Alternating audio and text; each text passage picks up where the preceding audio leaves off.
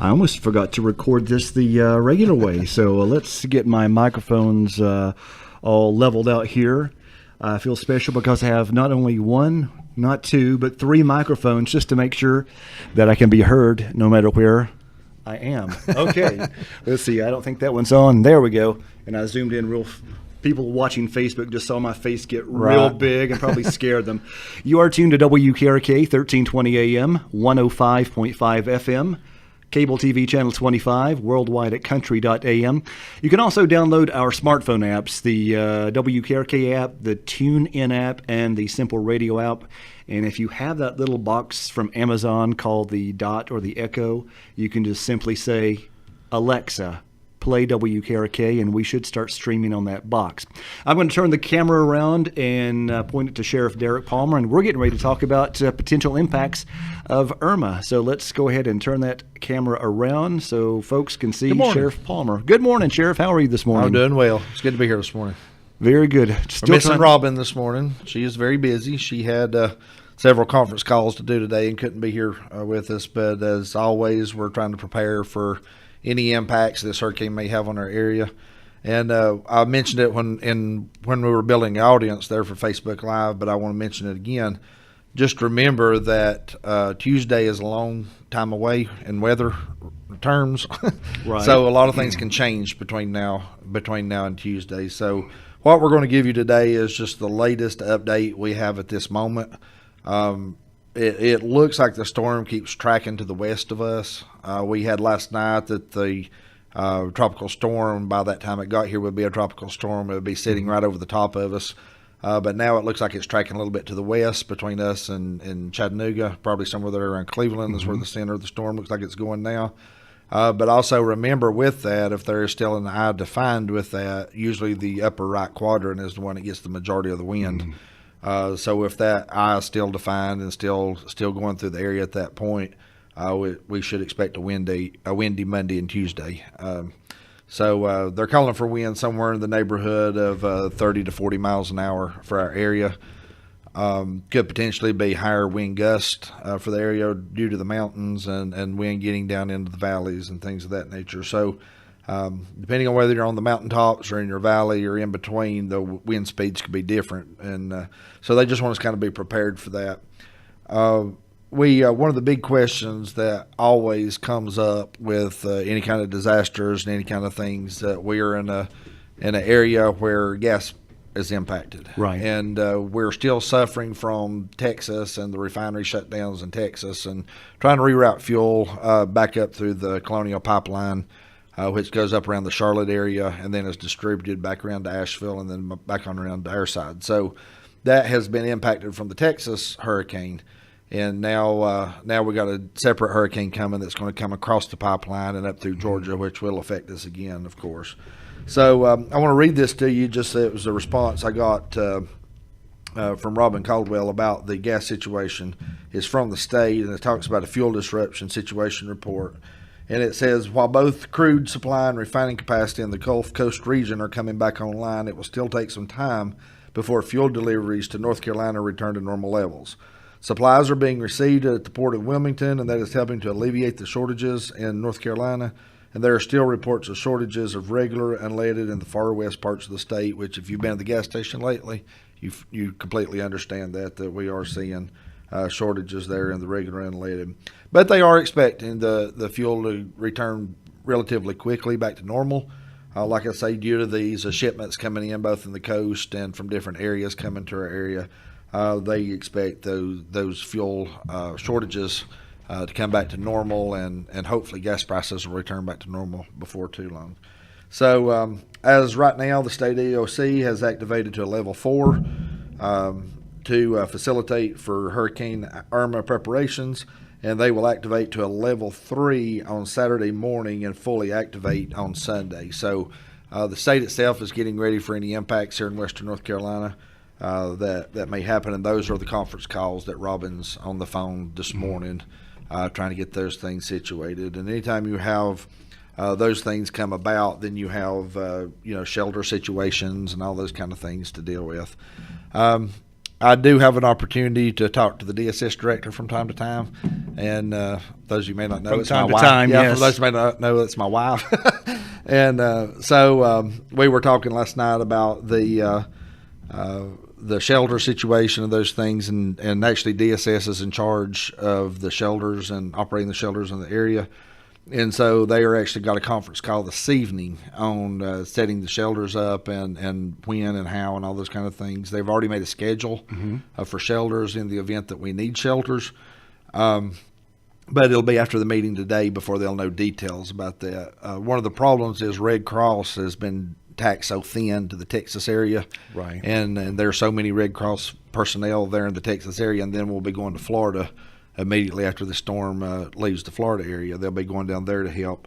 So typically what we do is when we open shelters, we man those shelters for approximately 72 hours. But with the shortage of Red Cross personnel, we may have to man those shelters longer if needed. We may have to man them more than 72 hours. Are the shelters there to keep people safe during the storm or to help people after the storm has passed who may have lost their home, or Could both? be both. Okay. Could be both. For people who may be, for example, it may be homeless that does not have a permanent shelter or somewhere where they can get in out of the weather, shelters will be open to house those people to come in to get in during the storm times. If you have people whose homes are damaged, whether it may be through storms that come through with the hurricane, whether it may be tornadic activity or lightning strikes or flooding or whatever it may be, those shelters also remain open for those folks and will remain open through the duration to help them get back on their feet and get insurance and those type of things started where they can get back to some normalcy of life. One thing that was a question that was questioned to me was about the governor declaring a state of emergency in North Carolina and how that affects gun permits and how that affects the handling of firearms and ammunition and things of that nature. We did some research on that yesterday and found that does not affect concealed weapon permits. It does not affect the possession of firearms and ammunition.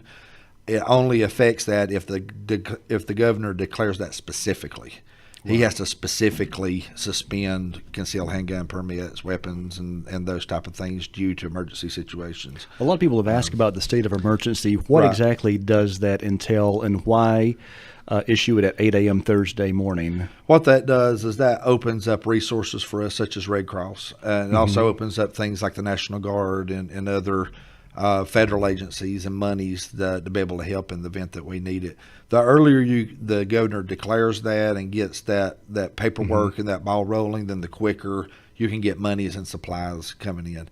In the event that the governor waited until a storm hit and it was over, it could take days to weeks afterwards to ever start getting help and getting supplies. But by declaring early, we can go ahead and get the ball rolling on that and get people in place. And so that was the reason for it. It also opens up or relieves some restrictions about truck drivers being able to deliver supplies and how long they can drive. And the fuel supplies and those type of things, coming in for fuel in the area. By declaring the state of emergency, it allows other states to be able to come in and deliver fuels and things of that nature. So, we have a new update at 11 a.m. with the newest map. I'm going to try to show this on our Facebook Live screen with very primitive technology here. It actually works. I have my laptop in front of the camera screen, but for folks watching, you can see where the map is, the latest projected path of Hurricane Irma.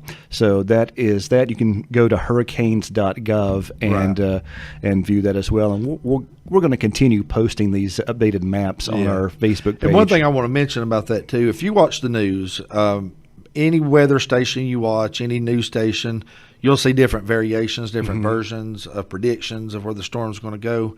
The recommendation is to go to the National Hurricane Center and watch their track and what they're reporting from there. They typically have the most accurate reporting on tracking and what the storms are going to do. That's what these people do for a living. They track hurricanes constantly. So when you look at your local meteorologists and your weathermen from your local television stations, they're relying on their experience from the area, and they may not necessarily track hurricanes or follow hurricanes. But if you go to the National Hurricane Center, that's where you get the most accurate predictions of things that will happen. And a lot of media outlets will also try to sensationalize storms for ratings, and we don't want to do that. We just want to inform people of what to expect and how to prepare for that. And there could be I noticed Blue Ridge Mountain EMC this morning said that they're kind of expecting some power outages that may last for a long duration, depending on the winds and the damage to trees and power lines. So, what kind of preparation should people be making right now? Stocking up on supplies like medication, food, water? Yeah, well, I think just your basic things. I think not necessarily have to go out and supply weeks worth of food. But I would have things such as water. If you have a well, for example, that depends on electricity to pump your water to your sink, then I think that you might be good to stock up on some water and some. And one thing too, along with that, when you talk about preparations for storms, if you're expecting power outages like we're expecting next week, if you've got any like just 5-gallon buckets and things of that nature, set them outside and catch rainwater for that, and use that water for like flushing commodes and washing things and dishes if you need to. You can boil that water and clean it up and wash dishes and things of that nature. And the water that you purchase, that you buy from the store, save that for consumption. Save that for meal preparations and for consumption to drink. And you can catch rainwater for other purposes. Right. And so that's what I would suggest doing for that. And a lot of people have a spare bathtub at their house. They can just fill that just full fill the before. bathtub and leave it full for flushing commodes and things of that nature. But kind of skipping back a little bit and going back to the fuel situation, though, we have not heard anything up to this point that would cause me to tell people to go out and stock your cars up and take your 5-gallon gas cans and fill them up and all that. We're just not seeing that. I think they have made adequate preparations to keep the fuel supply coming and to keep it going.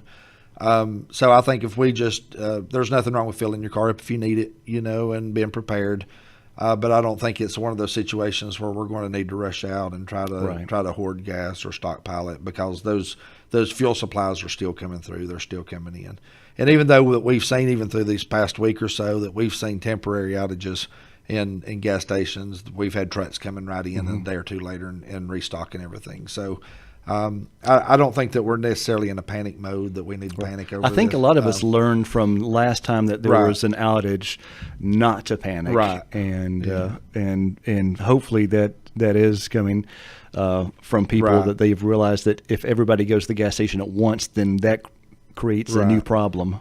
Now, one of the things that we have done at the Sheriff's Office also is that we are getting our four-wheel drives, our Humvees and things like that together. A lot of our surplus equipment that we've gotten from the military that we still have, we're getting that together. So in the event that there are floodwaters or trees across the road, things of that nature, that we may need to make access into properties for emergency purposes, whether it's to assist EMS, getting them into a place, or having situations where we need to respond, we're getting vehicles together to be able to respond to those things, hopefully. So they are expecting, like I say, some 30 to 40 mile an hour winds. They're expecting there to be some trees down. Anytime trees come down, you'll have power outages and those type of things along with that. But like I say, I don't think that we are expecting devastation. I think it's just going to be like a really bad storm coming through. So that's kind of where we're at this point. Let's talk about Nixle. Right. All right. Nixle is the replacement to our emergency management's Code Red system that used to call out, and Nixle will do that as well. Right. And it's a way to get either voice messages or text messages delivered to your cell phone or house phone, either one. And it works out really great if you have text messages delivered to the cell phones, because a lot of times text messages will get through when voice calls will not. Right. And one of the things about text messages also is when they come through, they're very quick when they come through the system. So it frees the system back up once the message comes through. When you're making phone calls, you're tying that system up for at least a few minutes as you make that call. Our cell towers can only hold so much capacity at one time. So these are just small little packets. And we saw that in Andrews during the eclipse. We saw the cell towers up there not be able to handle the call volume that was coming through there due to the amount of people. And so that when you have storms like this coming through and you have people trying to contact loved ones and making sure people are okay, sometimes that clogs the lines up. So if you have the ability to text, I suggest using text messaging to get back and forth. That's generally the easiest and quickest way. And sometimes when you get that signal out, it may not go out right now, but it keeps trying and trying and trying, and then when it catches a fraction of a second to get through, it will send that on anyway. So That would be my suggestion, try to get text messages back and forth to people. And it helps not only to get them there, but it helps to free those lines up also. And for Nixle, if you want to opt in using your cell phone, you can send your zip code to the following number, 888-777. So 3 8s and 3 7s. Right. You can just send whatever number you want it to come to at that point, and then you'll let them know whether you want a text message or phone message. Or you can go online to Nixle, NIXLE.com, and that will let you sign in, create an account, and go that way. And then when there's an emergency happen, whether it's a hurricane notice or any other bulletin from Cherokee County Emergency Management, you can get a notification on your phone, and it's a great system. It is. One of the good things about that is that when you're signed up for the Nixle system, if we have something, for example, maybe trees have fallen and blocking a roadway somewhere, and it's going to be an extended amount of time, maybe power lines are down, or maybe we've had a road cave off and it's going to be closed for a period of time. By being signed up to the Nixle system, then you get that information about those road closures and different things that'll be happening there.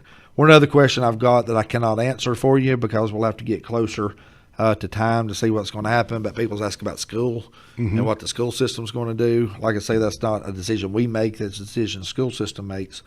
But I think they're going to wait till it gets a little bit closer to the weekend, to kind of see what the track of the storm is going to be, if the winds are still being predicted, and those type of things.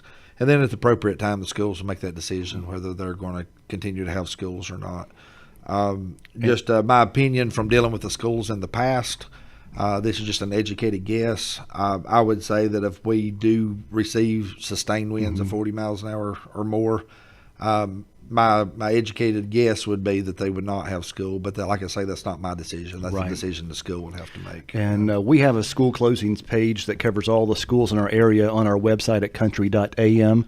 You can also download the WKRK app and sign up for a notification. So if, say, a certain school system closes, I'll send that out to all the smartphones that have subscribed to that school system. So feel free to download our WKRK app and go to the target. People asked, why does the winds matter if they're in a building and they're safe? Why does it matter? The issue is traveling. When school is open, then they have to put buses on the road and transport kids back and forth. And so the issue is not necessarily the school building itself and whether they're safe at the building. The issue is about getting kids back and forth and traveling the roads with the school buses. When you got the high buses, they catch a lot more wind than a regular car does, and it doesn't take a whole lot to push one of those over or turn them over. So as winds start increasing, then the likelihood of school closing it goes up pretty good. What about folks living in mobile homes? What do they need to do to prepare? One of the things about mobile homes is that they're kind of like the bus. A lot of them are flat sided and they catch a lot of wind. Most mobile homes are not on a permanent foundation; they're on a some type of strap down foundation. So what we suggest is if it still holds up and it still shows that we're going to get 35 to 40 mile an hour winds, I would suggest either going to a shelter or going to a stick built home somewhere or a basement if you can find one, and just riding the storm out there. Just because you live in a mobile home doesn't mean that you're going to be destroyed or anything, but the likelihood is greater for damage there than it would be in a stick built home. So if you have the availability to go to a stick built home somewhere or go to a basement or a shelter, that would be my suggestion to go to that. What's the greatest concern, the wind damage or the water, the rainfall? I think for our area, probably the wind damage. We don't live in a low-lying area. I mean, we have places around rivers and things that people do live that do flood, and that is a situation for a certain population of our county. But the majority of our county lives either on some type of hill or mountainside, or somewhere away from water basins. And so I think on those situations, if you live in those type areas, definitely the wind is going to be an issue there. If you've got trees around your home and things of that nature, that can be a dangerous situation if you have trees that may blow over or fall on your home. Might not be a bad idea to trim some of those limbs that may snap off and do some damage to your home. I encourage people this too. If you have any trees around your home, now may not be the time to do it with a storm coming. But just for future reference, if you have trees around your home that are showing signs of dying or dead limbs or getting way too big and the branches are bending over and about to break, then my suggestion would be to go ahead and get those things trimmed before we have storms like this that come. And that way it may keep a tree from falling over on your home or limbs falling out on your home. There was one concern I saw on our page yesterday, and I hadn't really thought about it as far as the slowdown process of the hurricane trying to downgrade it. The person had pointed out that because of all the wildfires last year, that the vegetation is not there Right. that we may normally have. Is that going to be an issue as far as We hope not. We hope that's not an issue, but we do remember, several years, I don't remember how long it's been now, but several years ago over in the Macon County area, they had some landslides and mudslides over there, and it was the same type of conditions. It was places where they had vegetation that had been removed through fires and through other things. And then a deluge of rain came a year or so later on top of that and caused the mountainsides to slide away over there. That's something that we hope does not happen, that we don't predict it to happen. But it's always something you got to keep in your back of your mind to be prepared for. with that much rainfall, folks that frequently drive through the Ocoee Gorge, the Nantahala Gorge, may Right. just want to be a little more cautious. Right. And it may not be a complete landslide, but it could just be a rock, a rock turning loose and rolling out on the highway or something like that. So just as you're driving, just kind of pay attention to your surroundings and what you see. Just be aware. Yeah. All right, let's see. We've had a couple of hurricanes that we're not used to hurricane talk on the radio here for our area. Mainly it's, the North Carolina coast, but someone commented this is the first time that they've seen people actually go Right. east to the coast to get out of the hurricane path. Right. But that's kind of a good point. We had Opal back in 1995 that a lady was calling on Party Line this morning with Right. memories of that. We had Ivan that affected our area back in 2004, so that was 13 years ago. I think that was the most recent one that really affected our Right. area.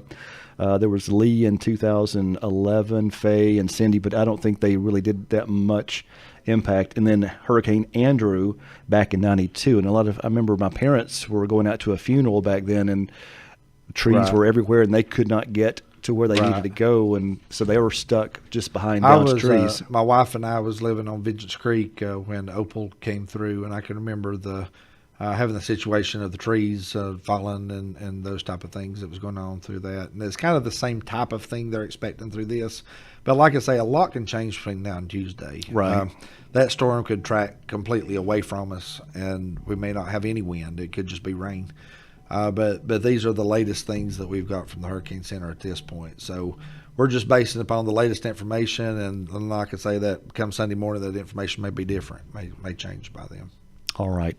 And again, the National Hurricane Center is, you can type out either their ugly address that's abbreviated, or you can just go to hurricanes.gov. That sends you to their...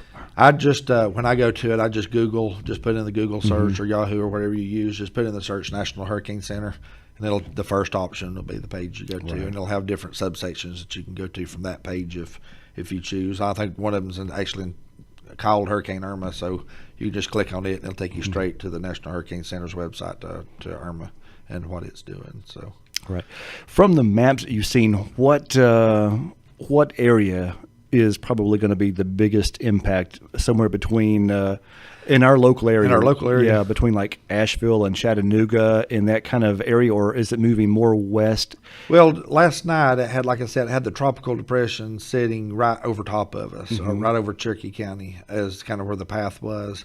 This morning it's kind of shifted to the west a little bit. The path has shifted more to going from Atlanta to the Cleveland, Georgia area, or Cleveland, Tennessee area, I'm sorry, and out toward Chattanooga.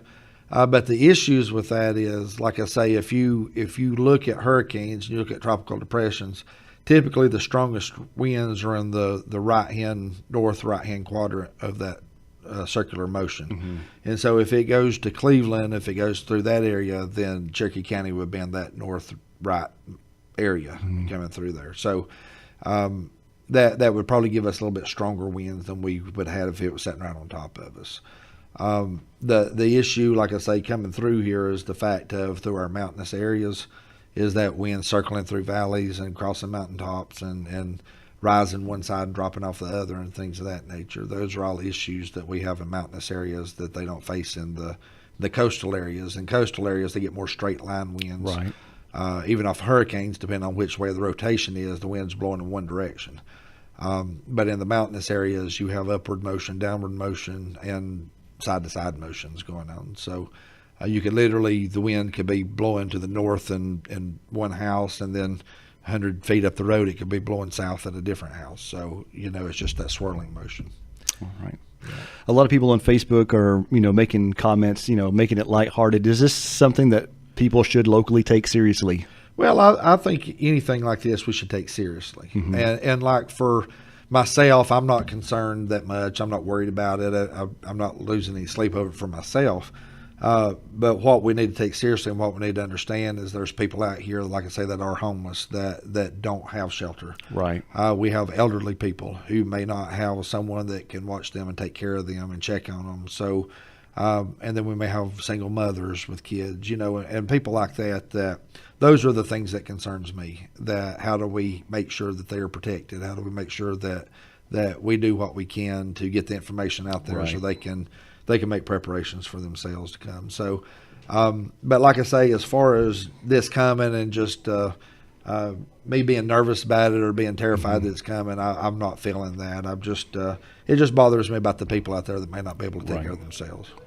And if people just plan for a power outage and maybe some damage from wind damage, I know I keep on hearing the more people are prepared, the better they survive or they exist and recover afterwards. So I know we've posted a hurricane supply kit, things to think about, like medications, bottled water, canned food, and preferably the ones that have the pop top on it so you don't have to dig up a can opener in the last minute. But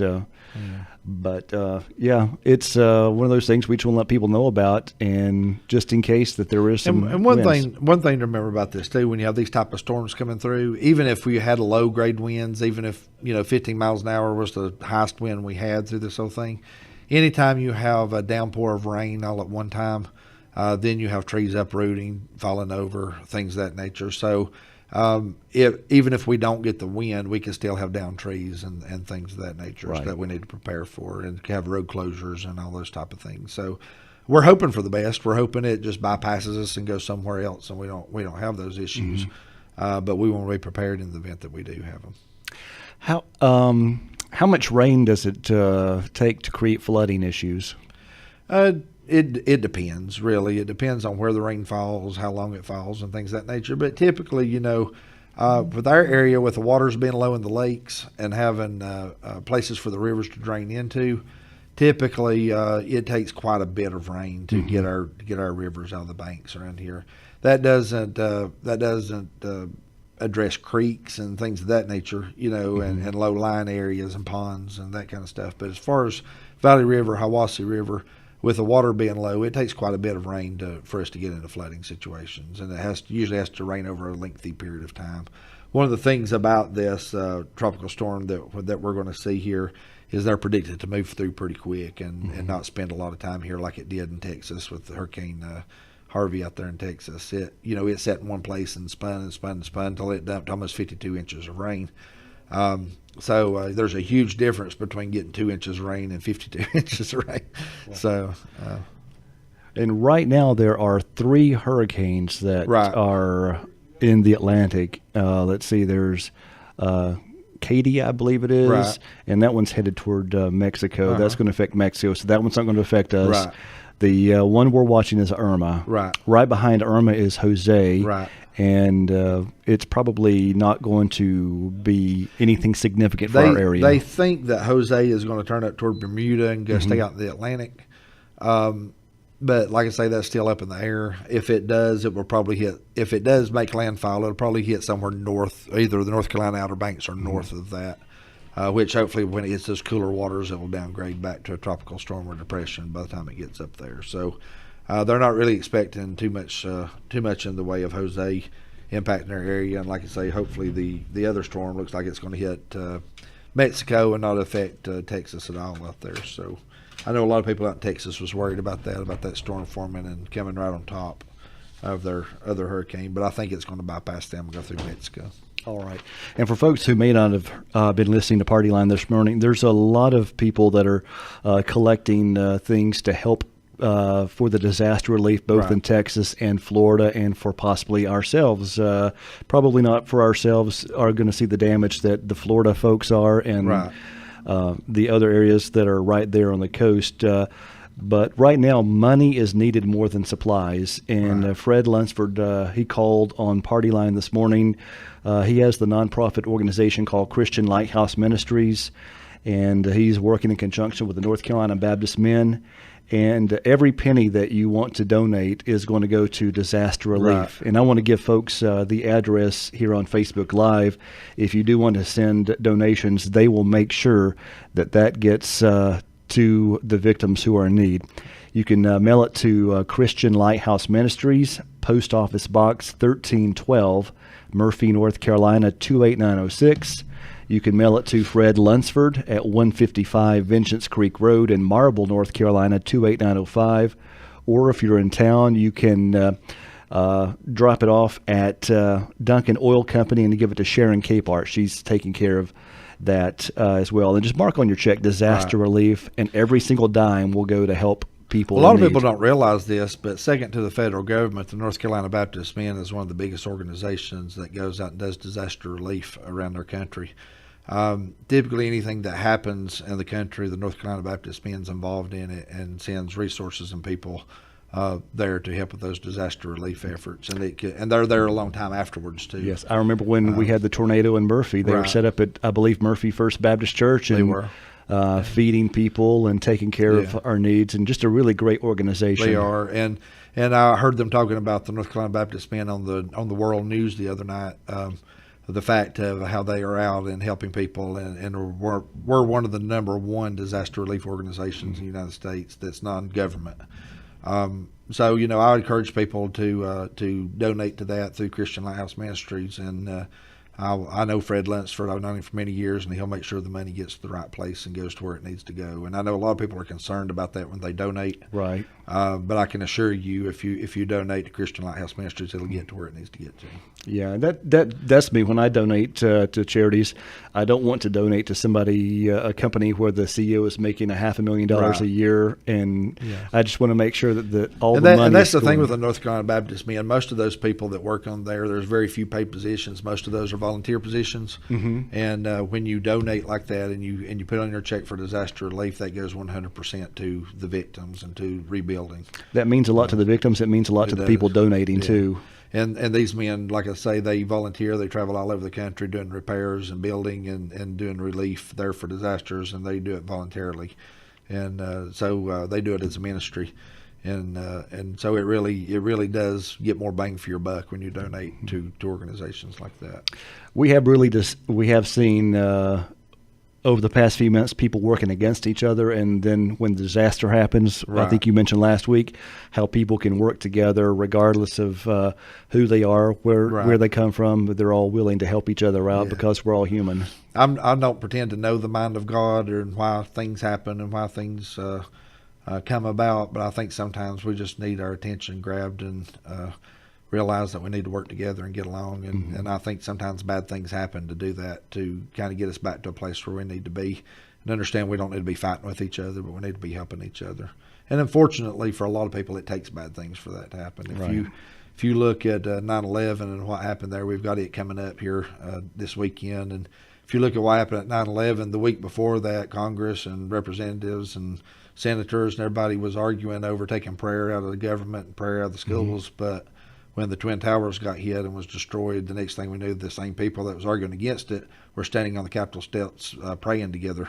Right. And so sometimes it takes things like that to get our attention and to get us back to a place where we need to get to. And like I say, I don't pretend to know the mind of God or say that's the reason why. I just know that with all bad things, there are benefits that come from it.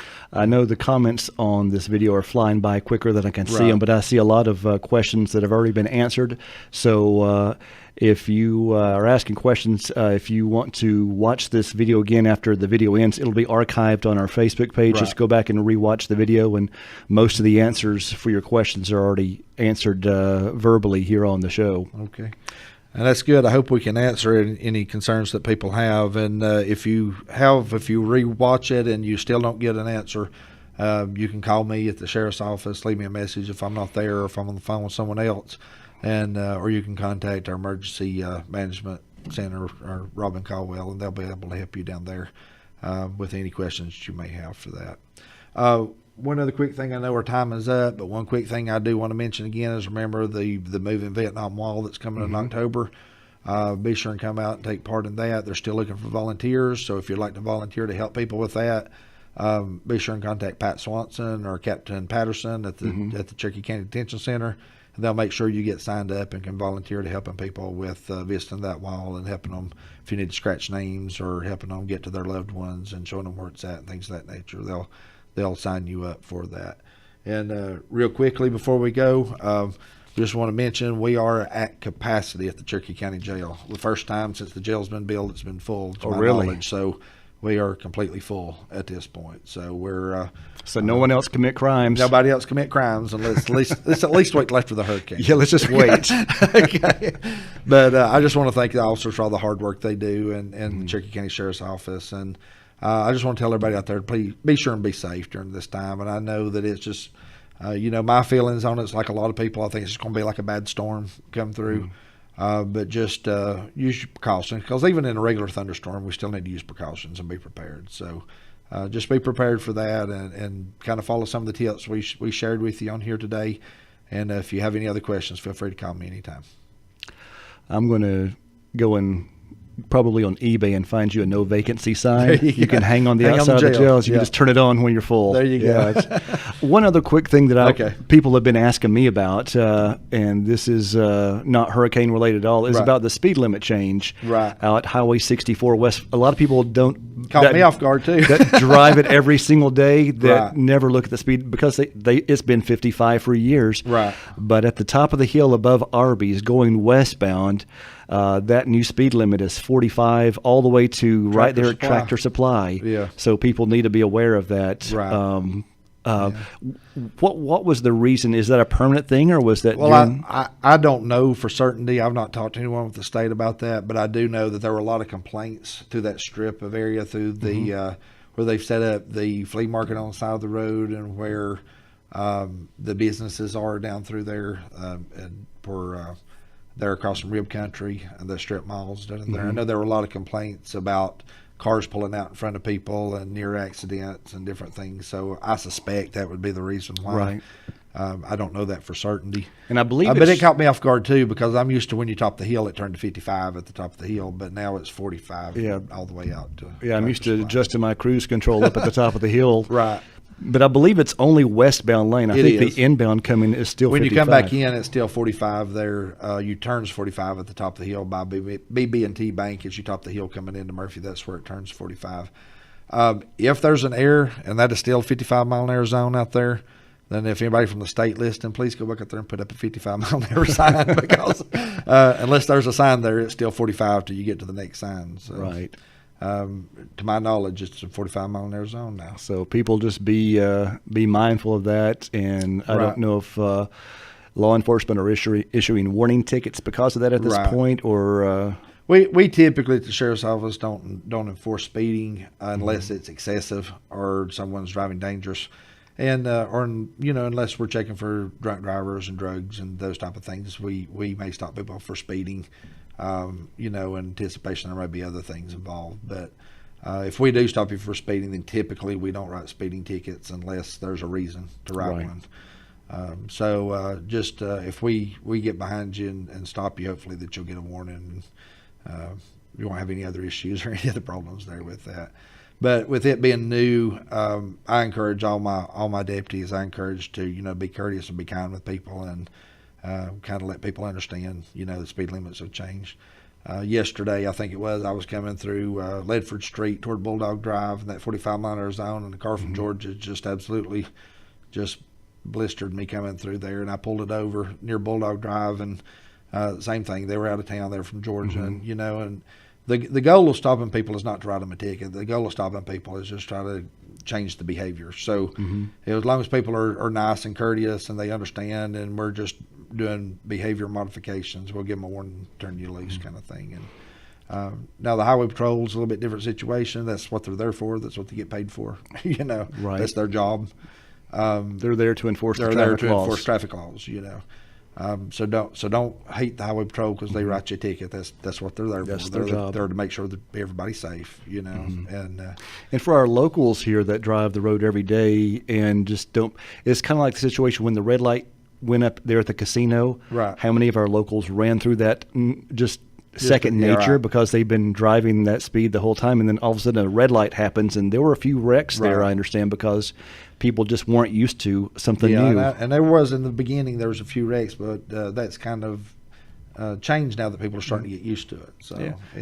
it's very true. We can learn and we can adapt a little bit. We're flexible a little bit. Right. So. All right. Well, Sheriff, thank you very Thank much. you. We appreciate all the information. And folks, thanks for watching and listening to WKRK. And again, if this is going to be archived on our Facebook page, so if you want to go back and rewatch it, if you missed anything, hopefully you'll find the answers there. All right. Have a great day. It's WKRK, and we are running late on our programming. Imagine that again. And Sheriff, thank you so much. Thank you. I'm going to end the video broadcast, and then I'll turn my attention to the radio broadcast. So please stand by.